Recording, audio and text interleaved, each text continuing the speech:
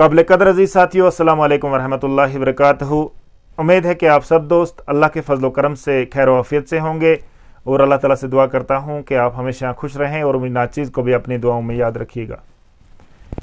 अजीज़ साथियों, बात करते हैं पीएम किसान स्कीम के हवाले से और कुछ जानकारी भी आप तक पहुँचाने की कोशिश करेंगे।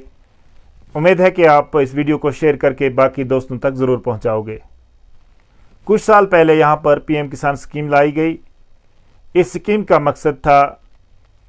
हर किसान के अकाउंट में साल में 3 बार 2-2 हज़ार रुपये डालना, उसकी हौसला अफजाई के लिए, और कुल मिलाकर ये रकम जो है एक साल में एक किसान के अकाउंट में 6,000 रुपये जो है वो जमा हो जाती है। अजीज साथियों, क्या ये स्कीम ज़मीनी सतह पे अच्छी तरीके से काम कर रही है? क्या ये स्कीम जो है मुस्तहिक लोग जो है इसके क्या उन तक ये पहुंच रही है? क्या ये स्कीम आसानी से उन लोगों तक पहुंचती है जो लोग इसके मुस्तहिक हैं, जिन लोगों के लिए ये स्कीम बनाई गई थी? जी नहीं, क्योंकि जिस तरीके से हम देख रहे हैं पिछले कुछ सालों से लोग जो है, जैसे ही ये स्कीम यहाँ पे लाई गई, जब इस स्कीम की शुरुआत की गई तब से ही लेकर आज तक लोग हमने तहसीलों पे देखे, लोग हमने पटवारी साहिबान के पास देखे, लोग हमने एग्रीकल्चर दफ्तरों में देखे, क्योंकि ये स्कीम जो है वो महकमे एग्रीकल्चर की निगरानी में चल रही है। यहाँ तक कि पीएम किसान वाले हमने डीसी साहिबान के ऑफिसों में भी देखे। तो हर जगह इस स्कीम का जो रोना है वो लोग रो रहे हैं। तो कुछ लोगों का ये भी कहना है कि ये स्कीम जो है अगर ये ना ही होती वही अच्छा था, क्योंकि इस स्कीम ने लोगों को दर दर की ठोकरें खाने पे मजबूर कर दिया। सवाल पैदा होता है कि कहां पर ऐसी गलतियां हुई हैं कि लोगों को जो इस स्कीम का फायदा नहीं मिल रहा है। मैं आपको बताता हूं। जब इस स्कीम की रजिस्ट्रेशन पहली बार की गई, जब यह स्कीम पहली बार यहां पे लाई गई, तो लोगों से Aadhaar card, account copy, mobile number और इसके अलावा उनका नाम जो है वो जमा किया गया। लेकिन जिन लोगों ने इस स्कीम में जिन लोगों को फ़ायदा मिलना था, उन लोगों का जब नाम रजिस्टर किया, जब उन लोगों को ऑनलाइन किया, तब अकाउंट नंबर किसी और का डाला गया, आधार नंबर किसी और का दिया गया, मोबाइल नंबर किसी और का दिया गया और नाम जो है वो किसी और का दिया गया। इस तरीके से चारों लोगों को जोड़ दिया और कुछ टाइम तक अकाउंटों में जो है एक बंदे का आधार का जो पैसा है वो दूसरे बंदे को जाता रहा। लेकिन बीच में से फॉल्ट हुआ, जब इन्होंने इसको ठीक करने की कोशिश की तो सारा सिस्टम जो है वो दरहम बरहम होकर रह गया और पूरी तरह से जितने भी लोग पीएम किसान स्कीम में आते थे उन सब की रजिस्ट्रेशन जो है वो कैंसिल होने लगी और किसी को भी पैसा जो है वो आसानी से नहीं मिला। उसके बाद बहुत सारी कोशिशें की गई, लोगों ने एग्रीकल्चर दफ्तर में आके फॉर्म जमा किए, पटवारियों से इंतखाब लाए, लेकिन इसको ये जो गलती हुई थी इसको ये डिपार्टमेंट जो है वो ठीक नहीं कर पाया। तो लोग परेशान, महकमा परेशान कि क्या किया जाए, क्योंकि वहाँ पे जब साइट पे ये देखते हैं जिस साइट से इसको ऑनलाइन किया गया, तो वहाँ पे जब इन्होंने इसको ठीक करने की कोशिश की तो इनसे भी ये ठीक नहीं हो पाया।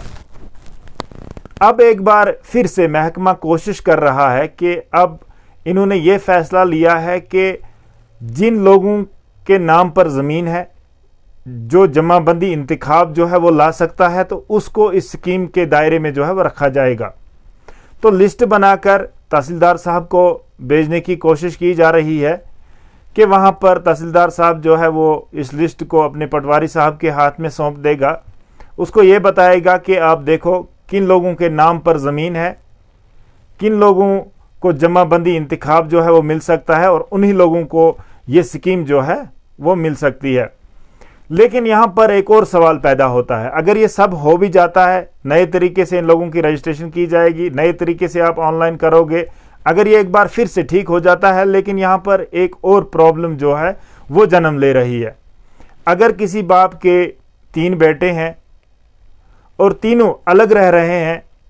تینوں کو باپ نے اپنا اپنا حصہ جو ہے وہ دے دیا ہے، لیکن ابھی ان کے نام پر جو ہے وہ زمین نہیں ہے۔ ابھی زمین جو ہے وہ باپ کے نام پہ ہے، لیکن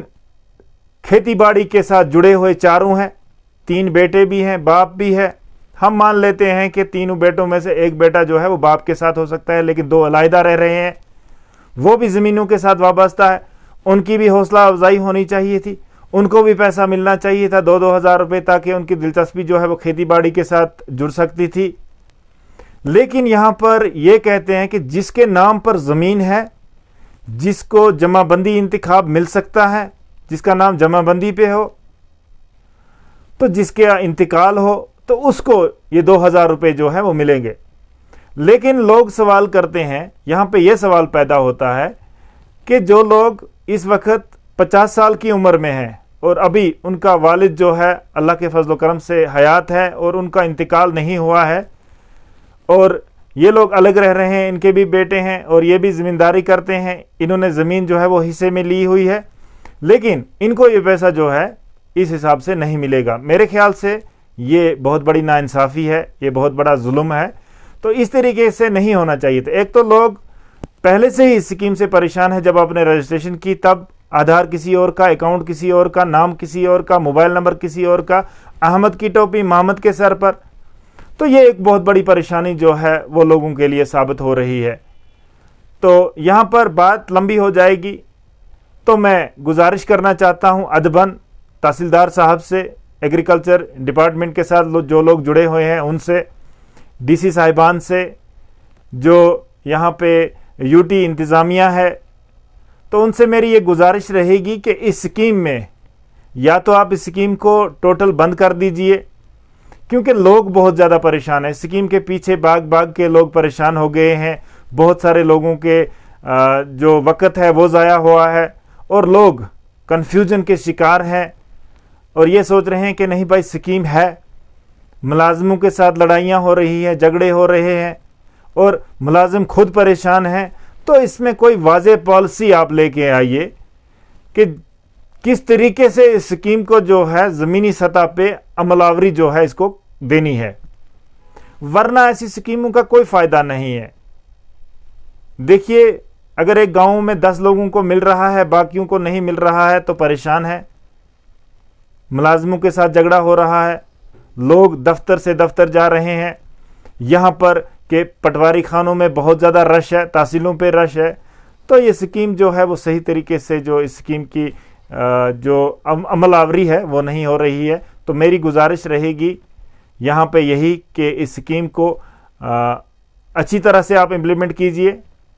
تاکہ لوگوں کو کچھ فائدہ جو ہے وہ ملے۔ شکریہ۔